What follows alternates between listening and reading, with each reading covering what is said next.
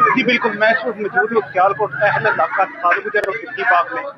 آپ کو پتہ ہے کہ الیکشن انتظار جموں کشمیر کا شروع ہے۔ اہل کا 36/3 پہ میرے ساتھ نوجوان قیادت چودھری ایڈوکیٹ صاحب بھی موجود ہیں جو کہ ایم ایل اے کے امیدوار بھی ہیں۔ آئیے ان سے پوچھتے ہیں کہ سر آپ کی کمپین کیسے جا رہی ہے، اس کے بارے میں بتائیے۔ اور انشاءاللہ مجھے پوری امید ہے کہ میرے مہاجرین بھائی حقیقی مہاجرین کے نمائندے کو 27 جولائی کو تیر کے نشان پر مہر لگا کر الیکٹ بھی کریں گے، اور انشاءاللہ جیت پاکستان پیپلز پارٹی کی ہوگی۔ میرا الیکشن کا مینیفیسٹو یہی ہے،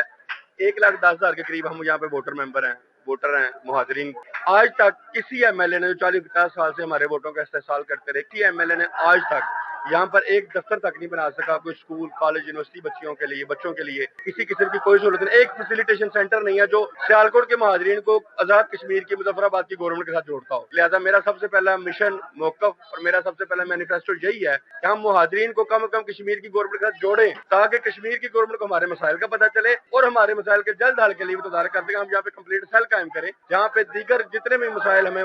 پڑتے ہیں، بچوں کو اسکولوں میں یونیورسٹی میں داخلے کے لیے مسائل کا سامنا کرنا پڑتا ہے، لوگوں کو زمینوں کی الاٹمنٹ کے لیے آج تک مسائل درپیش ہیں، اس کے علاوہ لوگوں کو وہاں پہ نوکریاں لینے کے لیے مسائل درپیش ہیں، لوگوں کو یہاں سے مظفر آباد 10-12 گھنٹے کا سفر کر کے جانا پڑتا ہے۔ جی میں نے سب سے پہلے جو تقریر میں یہی بات کی ہے کہ یہ ہماری مہاجروں کی پہچان ہے، جموں کے ساتھ ہمارا رشتہ کبھی ختم نہیں ہو سکتا، جموں کے مٹی کے ساتھ ہماری اور ہمارے بزرگوں کی محبت جو ہے وہ اس بات کا ثبوت ہے کہ ہم انشاءاللہ جس طرح اگر جوائنٹ ایکشن کمیٹی نے کسی دشمن کے ارادوں پر یا دشمن کے کہنے پر یا دشمنوں کی سازشوں کے اوپر کام کرتے ہوئے دھرنا دیا، تو ہم بھی یہاں پہ دھرنا دینے کو تیار ہیں، کٹ مرنے کو تیار ہیں، ہم یہ مہاجرین کی سیٹیں کبھی ختم نہیں ہونے دیں گے انشاءاللہ۔ جیسا کہ آپ نے دیکھا جیسا بتا رہے تھے کہ یہ 12 سیٹیں ہم کبھی بھی ختم نہیں۔ جی